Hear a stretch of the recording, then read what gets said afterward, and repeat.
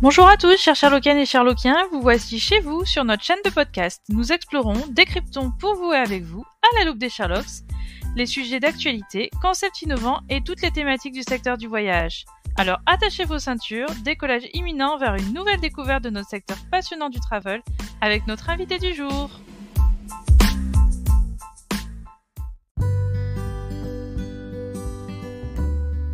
Bonjour à tous, vous êtes sur les Sherlocks du voyage. Aujourd'hui, on va parler de voyage culinaire au bout du monde avec Bina Paradis-Migoto. Et je vais être accompagnée de Delphine, qui a rejoint récemment les Sherlocks du voyage. Alors Delphine, si tu peux juste nous parler de toi en quelques mots avant qu'on puisse commencer l'interview avec Bina.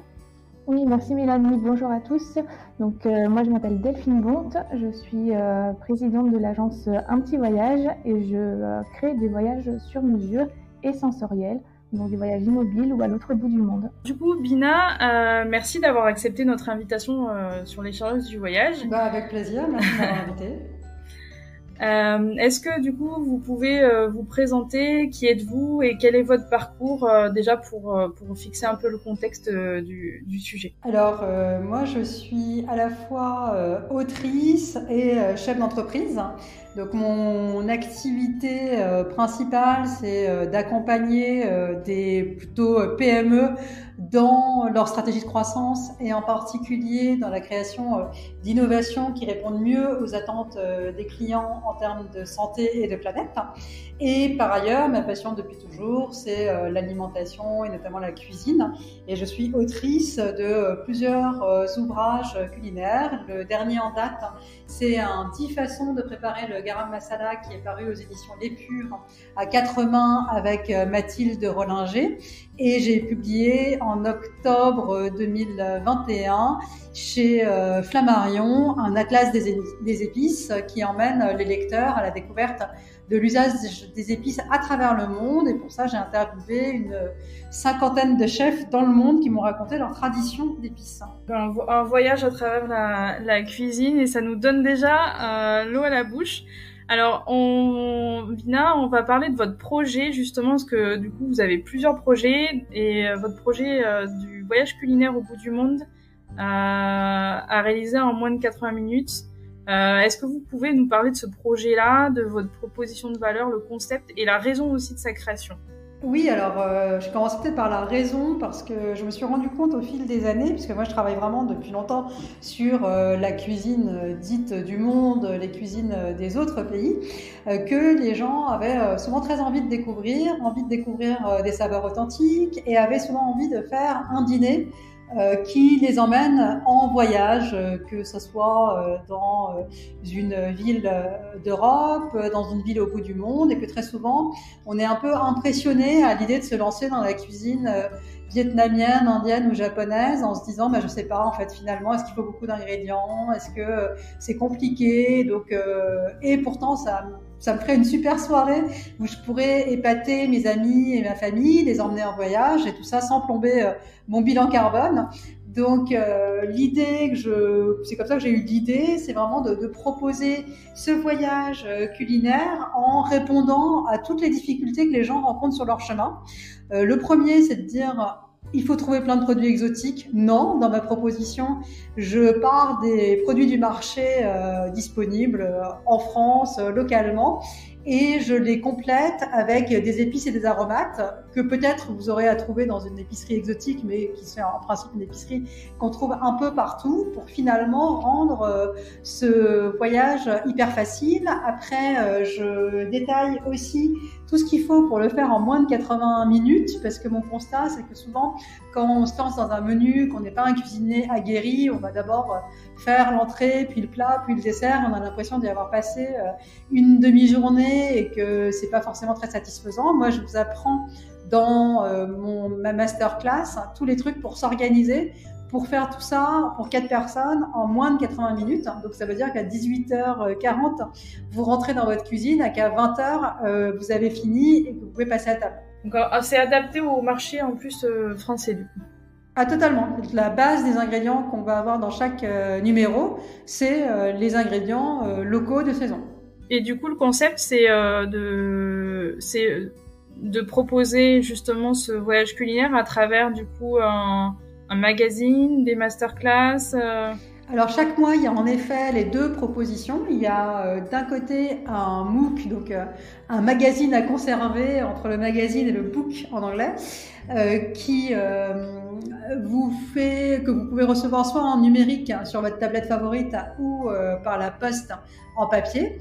Et ce MOOC, vous pouvez le réaliser quand vous voulez, ou sinon joindre aussi la masterclass que je propose une fois par mois pour cuisiner les recettes qui sont proposées dans le magazine. Okay. C'est super d'avoir lié les deux, justement, le côté papier qu'on va pouvoir garder longtemps et l'objet un peu tangible avec la partie aussi échange avec d'autres personnes. Ouais, moi je trouve ça assez essentiel parce que finalement, je trouve que souvent dans les masterclass, quand il n'y a pas un vrai support écrit, vous pouvez pas à la fois suivre, poser des questions, prendre des notes. Je trouve ça un peu compliqué. D'accord, super idée. C'est un super concept en tout cas. Merci. Finalement, venir le monde dans les foyers en fait. Exactement, parce que je pense que malheureusement le voyage va être sans doute de moins en moins accessible, et notamment pour des raisons écologiques qui me tiennent à cœur. Mais c'est pas pour autant qu'on a envie d'un monde fermé, étriqué, où on aurait le droit de connaître que ce qui est à quelques kilomètres de chez soi. Et je trouve que cuisiner des recettes d'autres pays qui finalement n'impliquent que d'avoir quelques épices qui ont été transportées par bateau et qui donc sont tout à fait raisonnables, est une autre façon de voyager. Ouais, donc ça rejoint un petit peu la question que j'allais vous poser, qui était la cuisine finalement pour vous rime avec voyage. Pour moi totalement, en tant que passionnée de voyage, j'avoue que je choisis toujours mes pays en fonction de la cuisine que je vais y trouver, de ce que j'ai envie d'y découvrir. Et j'ai vraiment à cœur, quand je prépare un voyage, d'abord essayer de découvrir quelles sont les recettes, les ingrédients locaux qu'il ne faut pas que je loupe, et me faire une liste de restaurants, de boui-boui, des shops de street food où je vais aller goûter des choses. Pour moi, c'est absolument... C'est une manière de préparer le voyage, en fait. Oui. C'est un peu votre porte d'entrée, en fait, à vous. C'est ça, et je trouve que ça me permet que voyager en ayant cette obsession du goût permet aussi de rencontrer des gens et de ne pas être juste le touriste de base qui visite le monument qu'il faut absolument aller voir dans cette ville. Moi, je trouve que quand on essaie, moi j'essaie toujours, j'essaie des endroits, et qu'on a souvent des discussions passionnantes avec les chefs, les cuisiniers qui les tiennent. Et je trouve aussi que quand on a... moi, je fais souvent l'effort d'essayer un peu de cuisiner sur place, d'aller sur les marchés, d'acheter des ingrédients. Et là, c'est pareil, c'est vraiment un super moyen de rencontrer des gens. Et puis aussi, très souvent, les gens vous racontent avec tel ingrédient bizarroïde qu'on trouve sur le marché. Voilà ce qu'on peut faire. Je l'ai fait récemment à Venise, où j'étais il y a 3 semaines, où j'étais avec une amie qui est autrice culinaire et qui m'a emmenée au marché découvrir plein de légumes, parce qu'il y a un certain nombre de légumes qui ne poussent que dans la lagune de Venise et qu'on ne connaît pas forcément, et qui ont des goûts tout à fait uniques, comme les tout petits artichauts de la région, comme les carletti, qui sont des espèces de petites herbes qui pourraient être assez proches de l'ail des ours. Donc il y a dans chaque région, même pas si loin de chez nous, des tonnes de spécialités culinaires qui valent qu'on aille faire un tour au marché. Il faut se laisser étonner en fait. Exactement. Par rapport à ça, si on revient sur les 5 sens, dans la cuisine, on va y retrouver évidemment le goût, l'odorat, la vue aussi, parce que du coup vous parlez d'épices. Oui. Est-ce que ces 5 sens-là, c'est aussi une manière de déclencher des émotions, et c'est ça qui en fait crée l'expérience et qui amène à voyager même quand on peut être chez soi et qu'on peut préparer son voyage. Totalement, moi je trouve que notamment l'odorat est un sens très puissant et qu'on utilise beaucoup en cuisine. Je trouve que quand vous rentrez chez vous, qu'il y a quelqu'un qui a commencé à faire mijoter un tagine, un curry, une soupe-feu, vous êtes tout de suite emmené en dehors de chez vous dans un voyage virtuel avec les parfums qui arrivent à vos narines. Et donc moi, je trouve que c'est un super moyen de créer des expériences. Oui, c'est vrai que l'odorat, c'est le seul sens qui n'a pas de filtre en fait chez nous, donc c'est sûr. Totalement. Et puis moi, je trouve que l'odorat, c'est souvent aussi un sens, moi, qui me rappelle très souvent des souvenirs, parce que je trouve que quand on se balade dans un pays, il y a toujours, pour moi, quelque chose qui me marque beaucoup, qui est l'odeur de ces pays. Alors moi, je suis née en Inde, donc je pense que j'ai un goût particulier pour l'odeur de l'Inde, mais chaque fois que je vais en Inde, que je pose le pied à l'aéroport, je sais que je suis en Inde parce que ça sent cette odeur d'épices, d'encens, de riz qu'on trouve nulle part ailleurs qu'en Inde. C'est marrant que vous parliez en fait des odeurs plutôt que du goût dans la cuisine et c'est vrai que quand on y repense, même quand on passe devant une boulangerie, on est attiré finalement par l'odeur avant le goût. Ah bah pour moi, dans la découverte d'un plat, je trouve que le premier sens qu'on attise, c'est l'odorat. Parce que même un plat que vous ne voyez pas, qui est derrière le comptoir de la cuisine, vous le sentez. Moi, je trouve qu'on sent, après on voit et après on goûte. D'accord. Ouais, d'ailleurs, dans les dégustations, souvent on sent en fait, on regarde et on sent et après on goûte. Toujours, oui. Alors du coup, pour la prochaine question, nous on est plutôt, alors c'est assez intéressant en plus tout ce que vous dites par rapport au fait que vous n'êtes pas forcément directement lié au secteur du voyage et ça apporte un regard extérieur aussi sur le sujet, c'est très très intéressant. Comment votre concept pourrait s'intégrer dans l'expérience client au niveau peut-être de la customer journey? Et est-ce que vous avez déjà pensé en fait à créer des liens avec le secteur du voyage pour donner envie de voyager avant ou après le voyage, pour revivre une expérience en fait avec des pros du voyage? Est-ce que c'est quelque chose Alors moi je pense qu'il y a pas mal d'acquaintances en effet avec le voyage. Ça peut être à mon sens, revenir d'un pays, avoir envie de tester sa cuisine et on vous donne toutes les astuces pour le faire sans aller dans 15 épiceries différentes et y passer votre journée. Donc je pense que ça peut être une très bonne expérience post-voyage. Ça peut être aussi une façon de préparer son voyage, parce que dans chacun de mes un dîner A, je ne propose, le contenu n'est pas que culinaire, il y a aussi à chaque fois un reportage photo autour de la ville qui est ensuite décliné en cuisine. Et donc c'est un moyen de découvrir la ville avant d'y aller.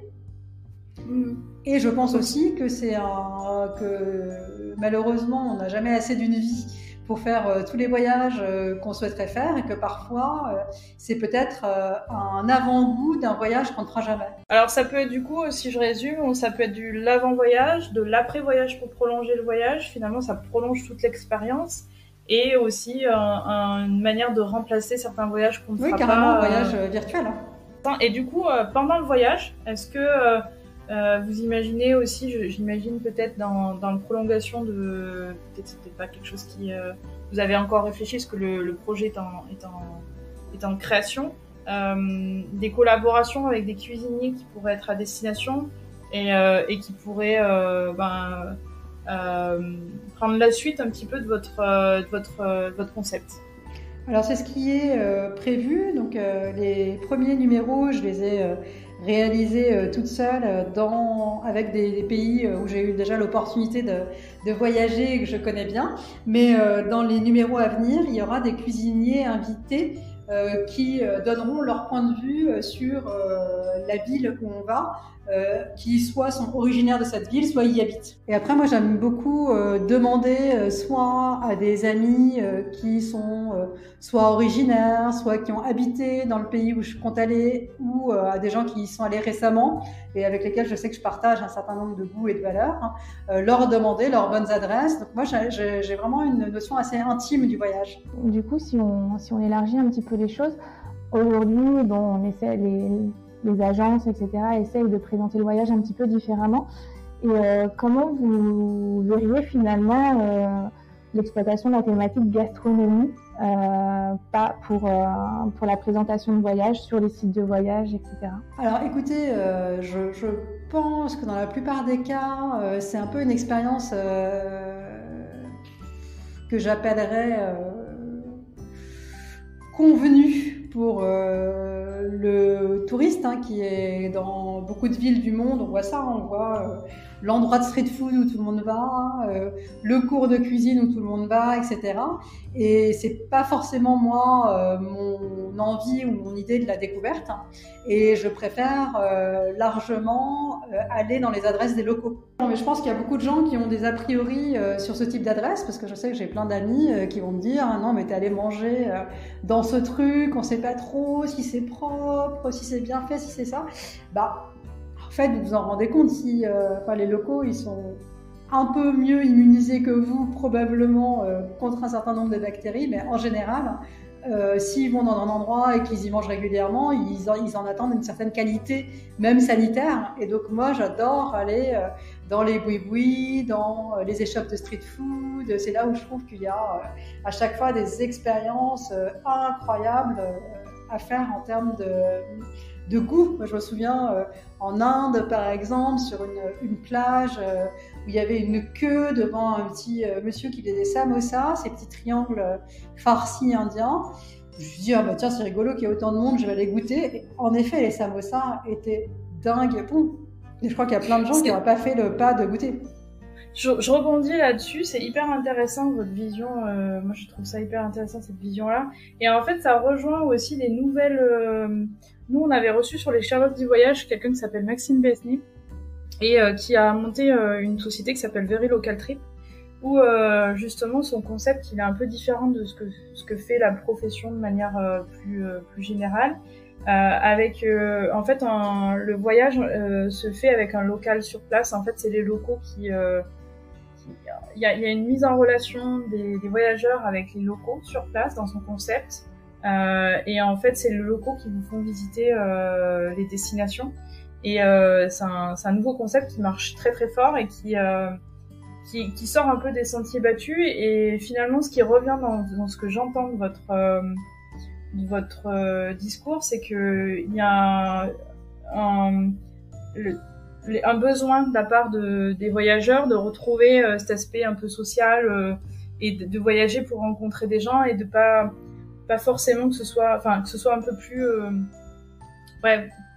authentique, cet aspect authentique qui est recherché. C'est mon idée du voyage, c'est-à-dire que moi je voyage pas, et d'ailleurs je suis parfois allée, je pourrais presque avoir honte de le dire, mais dans des villes où j'ai pas visité le monument principal parce que je trouvais qu'il y avait beaucoup de monde, que c'est que vu de l'extérieur c'était très bien, que voilà, alors que je trouve que c'est essentiel de pouvoir rencontrer des gens, d'échanger, de s'enrichir au contact de l'autre. Ça aussi c'est hyper intéressant parce qu'on y revient sur les visites des sites les plus connus, et dans le tourisme il y a un concept qu'on appelle le démarketing, où il y a des destinations qui aujourd'hui essayent de contrôler, alors même en France avec les calanques c'est assez nouveau, là c'est passé dans la presse, de contrôler les flux touristiques et d'essayer de les rediriger par le marketing sur des endroits un peu moins connus mais authentiques, et finalement qui se retrouvent aussi bien, et de l'entendre de la part de quelqu'un qui vient pas forcément du secteur du voyage, je trouve ça hyper intéressant et en tout cas éclairant sur aussi les attentes finalement des voyageurs aujourd'hui et demain qui sont en train de changer finalement. Ouais, je pense qu'en fait on devient peut-être aussi plus conscient que le voyage doit pas être une exploitation infinie d'un endroit, qu'on le laisse polluer à la fin de l'expérience. C'est pas l'objectif pour moi. Ça aussi, c'est un autre sujet qui est en plein dans l'actu et auquel doivent faire face les pros, de comment on voyage demain et surtout si quand on voyage sur du long courrier, comment on le fait, comment on le prépare, comment on le prépare en amont, comment on le prépare aussi après, comment on fait durer finalement le voyage. Donc la cuisine peut être un des leviers. Donc c'est aussi pour ça qu'on vous a reçu, parce que c'est exactement ce que j'avais envie en fait d'entendre aussi, de voir comment en fait on est dans l'expérience avant, après et pas seulement pendant, et comment on voyage différemment aujourd'hui par rapport à ce qu'on faisait hier, et la partie durabilité avec que ce soit économiquement viable, socialement viable pour les destinations, sur la plan environnemental, que ce soit viable aussi. Ça fait partie des enjeux aujourd'hui du secteur. Oui, totalement. Pour moi, il y a un vrai nouveau voyage à inventer, quoi. Et d'ailleurs, quand vous dites que vous préférez vous immerger dans je dirais dans le cœur en fait des destinations, donc pas forcément consommer de la carte postale, je veux dire ça un peu bizarrement, mais c'est aussi que l'immersion finalement fait un peu exploser nos sens en fait, et on crée des souvenirs, on partage l'intensité du voyage est beaucoup plus importante du coup, et je pense qu'on revient aussi avec des souvenirs à partager qui sont... Ouais, je pense que vous avez une expérience beaucoup plus personnelle d'un voyage, d'être allé explorer un marché, même parfois, et même souvent, j'aime bien aller dans les supermarchés. Je trouve que c'est passionnant de regarder ce que les gens mangent au quotidien dans un endroit. Aller, comme je le disais, explorer des adresses de street food, de choses que les autres touristes ne font pas forcément. C'est pour moi ce qui rend le voyage vraiment unique, parce que sinon vous revenez avec vos 10 photos des 10 endroits qu'il fallait voir, mais est-ce que c'est unique? Est-ce que c'est personnel? Ouais, j'ai juste envie de rebondir sur ce que vous disiez justement, que vous aviez des amis qui n'oseraient pas forcément aller sur des petites adresses, la street food ou des petits restaurants comme ça un peu cachés, mais aimer des locaux. Vous leur diriez quoi finalement à vos amis pour juste essayer de les ouvrir un petit peu à cette découverte? Moi, je trouve que souvent les adresses de street food où il y a du monde sont toujours fiables, tout simplement parce que c'est la cuisine la plus simple du monde. C'est une cuisine dans laquelle il n'y a pas de réfrigération, il n'y a pas de stock, donc les gens très souvent ils vont au marché, ils achètent les ingrédients pour la journée, et le soir quand ils ferment leur échoppe, il n'y a plus rien. Donc comment ça pourrait ne pas être frais, quoi? Est-ce que c'est pas justement votre culture aussi qui est asiatique, parce que c'est quelque chose d'assez peut-être plus courant encore en Asie qu'en Occident? Oui, je pense que mes origines indiennes ont façonné aussi mon regard sur ce type d'endroit. Moi, je dis souvent à des amis qui vont en Inde et qui me demandent où est-ce qu'il faut manger, je leur dis partout sauf dans les restaurants pour les touristes. Il faut manger dans des échoppes, ou comme je le disais, très souvent c'est une nourriture très fraîche qui est faite dans la journée, donc en réalité on ne prend pas des risques inconsidérés. Ou il faut aller manger dans un palace, chez un chef, dans un endroit incroyable. Mais des restaurants qui sont conçus pour les touristes et qui servent du poulet curry avec du riz, juste le poulet curry avec le riz n'est pas un plat indien. C'est souvent ce que je disais moi dans une ancienne vie où j'étais accompagnatrice au Caire, enfin en Égypte notamment, mais et au Caire on disait souvent la même chose. Finalement d'aller manger là où tout le monde mangeait, où les locaux mangeaient. Exactement. Là où on avait les plus belles expériences. Si on en revient un petit peu à votre concept du coup, Bina, comment est-ce que vous voyez la complémentarité entre l'expérience visuelle de votre magazine et l'expérience gustative à vivre finalement? Comment finalement relier les deux pour avoir envie de vivre réellement l'expérience du voyage? Alors le magazine, il a vraiment comme objectif vous faciliter cette expérience gustative, qu'elle soit illustrée par des photos. Il y a aussi toute une partie qui est consacrée aux gestes, parce que très souvent dans les cuisines, dans les autres cuisines, il y a des gestes que vous ne connaissez pas forcément dans votre culture culinaire française. Donc il y a vraiment tout ce qu'il faut pour pouvoir reproduire comme un local la cuisine que je propose pour chaque ville. Alors on passe à la partie un petit peu sympa. Faites-nous rêver, Vina. Parlez-nous d'expériences de cuisine du monde et peut-être un ou deux exemples de ce qu'on peut vivre, ce qu'on va pouvoir vivre avec vous et justement là ouais, je sais pas, faites-nous rêver avec des anecdotes. Ben écoutez, moi les premières destinations que j'ai choisies, c'est vraiment des villes que je connais par cœur, dans lesquelles je suis allée de nombreuses fois, comme Cochin sur la côte, au Kerala, pardon, en Inde, comme Venise en Italie, comme Hanoï au Vietnam. Et à chaque fois, j'ai choisi des recettes iconiques. Par exemple, pour Venise, je parle des cicchetti et du spritz, qui sont vraiment une vraie expérience vénitienne de boire son spritz avec ses tapas. Mais le spritz n'est pas un boisson standardisée comme on la trouve un peu partout dans le monde avec de l'apérole. À Venise, il y a une vraie carte de spritz et on choisit à partir de quel alcool on veut faire son spritz. Donc et souvent les gens vont à Venise et ne se sont même pas rendus compte qu'on pouvait avoir des spritz différents. Et après, pareil, sur les autres destinations, on est sur des plats qui sont un peu iconiques. Oui, alors après, par exemple Hanoï, j'y fais un plat qui est vraiment un plat iconique de la ville, hein, on va dire une des spécialités de la ville, qui est une lotte marinée au curcuma et qui est servie avec une grande salade, des vermicelles et tout. Donc c'est vraiment pour moi à la fois la quintessence de ce qu'on mange à Hanoï, mais aussi la quintessence de cette cuisine vietnamienne qui est toujours super fraîche, avec plein d'herbes. Il y a toujours un tout petit peu d'épices qui viennent souligner les saveurs, hein. Et on a cette notion de plat à la fois complet et léger, rafraîchissant, qui je trouve merveilleuse quand il fait chaud, quoi. Ouais, on a là déjà en 2 minutes, on a découvert des trucs qu'on ne savait pas, donc c'est assez génial. Donc je pense que on parlera à la fin de comment on s'inscrit et comment on suit tout ça. Avec plaisir.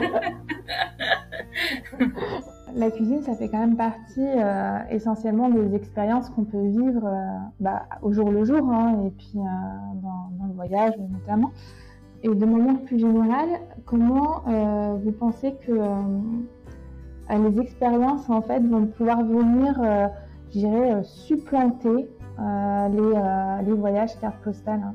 Eh ben écoutez, moi je pense que le voyage carte postale, comme vous dites, où on prend un charter pêcheur pour aller passer 3 jours à l'autre bout du monde, revenir en ayant fait 4 photos sur Instagram, je pense que c'est malheureusement un voyage qui n'a aucun sens par rapport aux enjeux écologiques que nous devons traiter dans les prochaines années. Et moi, je suis une adepte du slow de façon générale et en particulier de voyager de façon lente, de considérer qu'il y a plein d'endroits où on peut faire autrement, on peut y aller en train. Mais par exemple, il y a 2 semaines, je suis allée à Venise en train, ça m'a pris 9h30. Évidemment, je n'y vais pas pour le week-end, j'y vais parce que j'ai décidé de dédier 5 jours à découvrir la Biennale de Venise. Et je pense qu'il y a vraiment une réinvention totale de la façon dont on voyage pour que ça reste une expérience. Moi, j'adore voyager. Je n'imagine pas un monde où on ne puisse pas voyager. Donc, j'adore voyager, j'adore partir à la découverte. Je trouve ça essentiel de pouvoir le faire, mais pas dans une logique de destruction écologique et de fort impact social négatif dans lequel on le fait aujourd'hui, quoi. En fait, pour rejoindre ce point de vue-là, on parle de fast traveling, un peu comme on parle dans la fashion aussi. De fast fashion, c'est la même chose. Et en fait, du coup, on en revient à une consommation où on prend le temps, et dans la cuisine peut-être aussi. Finalement, c'est un petit peu le message que... Moi, je pense que pour continuer à faire des expériences de qualité qui ne pillent ni la planète, ni les gens qu'on va visiter, parce que le tourisme n'est pas toujours vertueux d'un point de vue social, je pense qu'il faut vraiment effectivement prendre plus de temps et accorder du temps pour découvrir un endroit. Moi, j'avoue que le voyage où on découvre des gens qui me disent « j'ai fait tel pays en une semaine », j'avoue que ça me laisse rêveuse, quoi. Voilà. Qu'est-ce que ça veut dire faire un pays? Déjà, je déteste cette expression.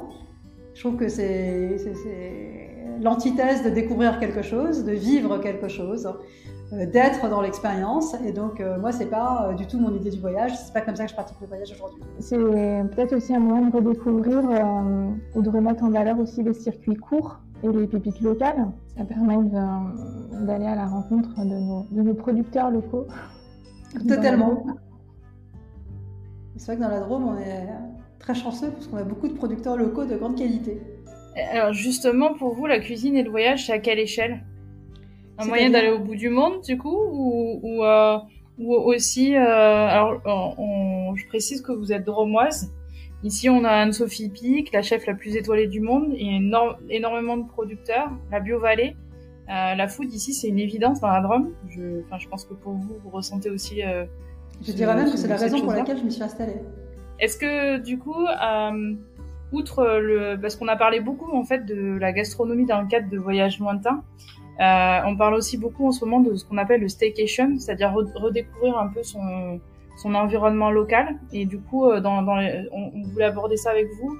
Est-ce que remettre en scène aussi nos environnements proches via des expériences et la cuisine locale fait partie aussi des choses que vous avez envie de remettre en scène avec, on voit par exemple chez Logis qui s'inscrit dans une démarche locavore, Logis Love Local.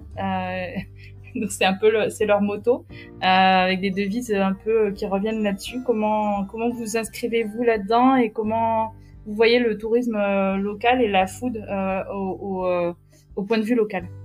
Moi, je trouve qu'on a beaucoup de chance d'être dans une région qui est effectivement à un niveau de qualité de l'alimentation qui est, à mon sens, vraiment exceptionnel. Et moi, je suis la première à aller faire le marché le samedi matin, où je vais voir les maraîchers locaux. Je suis complètement fan des produits que j'achète. Et moi, je trouve que dans la démarche locale, il faut pas se tromper de combat, c'est-à-dire que pour moi, le local, c'est pas le fait de manger 100% tout le temps les mêmes ingrédients, les mêmes recettes. Ça peut être aussi le fait de partir de temps en temps à la découverte ou à la cuisiner autrement avec des ingrédients qui ont été transportés de façon raisonnable, comme c'est le cas pour les épices. Donc vous mixez, en fait, il y a un peu un mix entre ce qu'on va trouver localement et ce qu'on peut trouver qui va sublimer un peu les plats. Oui, par exemple, je vous donne un exemple. Un de mes plats phares, c'est les légumes sautés comme dans mon Kerala natal en Inde. Donc c'est une recette assez simple, c'est des légumes qu'on fait sauter avec des épices. C'est vraiment simple. Mais c'est un plat que je peux faire 50 fois dans l'année, et 50 fois dans l'année, il contiendra des ingrédients différents parce que ça sera en fonction de ce que j'aurai trouvé au marché. Et moi, par exemple, je n'achète jamais de légumes exotiques. Je trouve que c'est le légume local qui a du sens, qui a aucun sens à trimballer un légume qui vient du bout du monde. Après, il y a aussi même des épices qui sont faites qui sont produites de manière plus locale. Totalement. Et je lance cet été ma collection de piments que je vais pousser dans la Drôme. Donc pour l'instant, c'est encore émergent, mais en fait, il y a plein de choses qui peuvent pousser ici. Et puis, il y a aussi plein d'ingrédients qu'on a un peu délaissés, qu'on connaît moins et qui pourtant peuvent être utilisés comme une épice et qui font partie des choses qui poussent au bord de la route. La Reine des Prés. D'accord, ok. Ouais, j'ai jamais cuisiné ça, c'est intéressant. Dans la Drôme, il y a pas mal de gens qui font, par exemple, des fleurs comestibles. Et ça, je trouve que c'est aussi un usage hyper intéressant dans le style à la fois épice, parce que les fleurs sont souvent avec des parfums et des saveurs assez puissantes, donc on les travaille en toute petite quantité. Et il y a un côté aussi spectaculaire à manger une salade dans lequel il y a des pétales de rose, comme je fais régulièrement ici, et où tout est local, aussi bien la salade que la rose.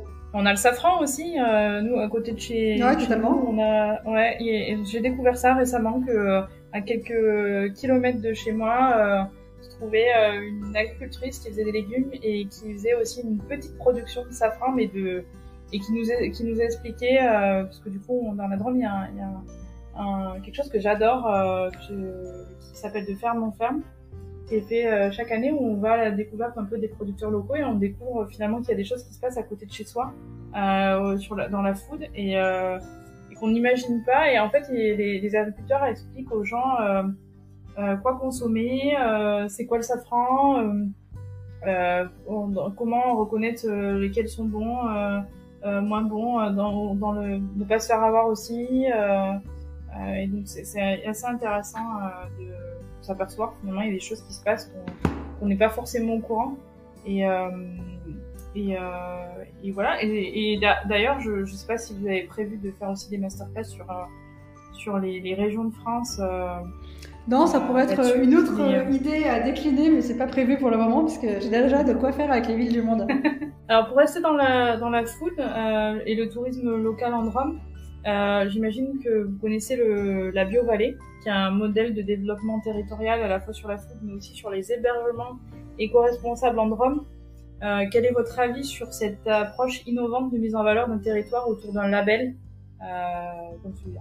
Moi, je suis une grande fan de la BioVallée. Je trouve que c'est à la fois un écosystème au sens environnemental du terme qui est assez exceptionnel, hein, avec une qualité effectivement d'agriculture, de propositions de valeurs diverses et variées qui est géniale. Et puis, je trouve aussi que c'est un bel écosystème de gens, parce qu'on rencontre plein de porteurs de projets, de chefs d'entreprise, etc. autour de ce territoire, qui ont des démarches super engagées que je ne peux que soutenir. Pour en revenir du coup à un dîner votre voyage culinaire, comment vous le voyez finalement évoluer d'ici 3-5 ans? Écoutez, j'espère que ce voyage culinaire deviendra à la fois un complément et une alternative au vrai voyage. D'accord. Et du coup, les déclinaisons, etc., ça se poursuivra le plus longtemps ça, possible? j'ai pas encore défini. C'est beaucoup trop tôt, puisque là, je lance, donc j'attends déjà d'avoir les premiers retours sur les premiers numéros avant de voir si je fais des déclinaisons. Pour finir, comment vous suivez, Bina, parce que vous avez un podcast, vous avez un site, on peut peut-être participer à votre projet aussi. Oui, alors le plus simple, c'est effectivement sur mon site karmajoie.com. Il y a en principe toutes mes activités, donc c'est un point pour me suivre. Sinon, je suis très présente sur Instagram et LinkedIn. Si vous aviez un message à transmettre aux pros du voyage, qui sont nos auditeurs préférés, concernant la cuisine, les voyages, les expériences, qu'est-ce que ça serait finalement pour clôturer ce joli échange? Je pense que c'est vraiment pour moi la nécessité d'inventer une nouvelle forme de voyage dans les années à venir, pour que ça soit effectivement soutenable pour la planète. On en a longuement discuté. Et dans cette logique-là, moi, la question que je poserais aux professionnels du voyage, c'est est-ce que voyager, c'est forcément sortir de chez soi? Est-ce qu'il n'y a pas aussi des expériences à inventer à partir de chez soi pour aller découvrir l'autre? Super. En tout cas, super. Alors, ça pose des questions. Je sais pas si on va avoir des réponses à ça, mais en tout cas, ça mène à réfléchir et en effet, c'est très intéressant. Merci Bina pour tous ces échanges-là et votre vision aussi. Moi, je m'attendais pas du tout à ce que certains sujets comme l'environnement soient abordés dans l'interview, parce qu'à la base on était parti sur les expériences et en effet on a parlé de plein d'enjeux finalement qui ressortent même en dehors de de ce qui peut ressortir dans les discussions entre pros du voyage chez les clients et chez tout un tas de professionnels qui aiment le voyage. Ouais, moi je pense que vous êtes dans une activité formidable où il y a des tonnes de choses à inventer. En tout cas, merci Bina pour cet échange très riche et passionnant. Merci à vous Mélanie et Delphine, c'était un plaisir. Merci, bonne journée à tous et à la prochaine sur les Sherlocks du voyage.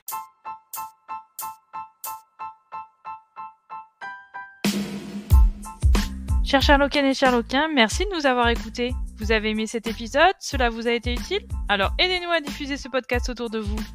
Comment? Tout simplement en vous abonnant, en partageant notre podcast sur les réseaux sociaux ou encore en nous laissant un avis 5 étoiles sur votre plateforme d'écoute préférée. Retrouvez-nous également sur notre site www.lessherlocksduvoyage.fr ainsi que sur nos pages LinkedIn, Facebook, Instagram et Twitter. D'ici là, on vous dit à très vite pour un nouvel épisode à la loupe des Sherlocks pour découvrir un nouvel invité passionné et passionnant du secteur du voyage. Sherlocks m'en votre!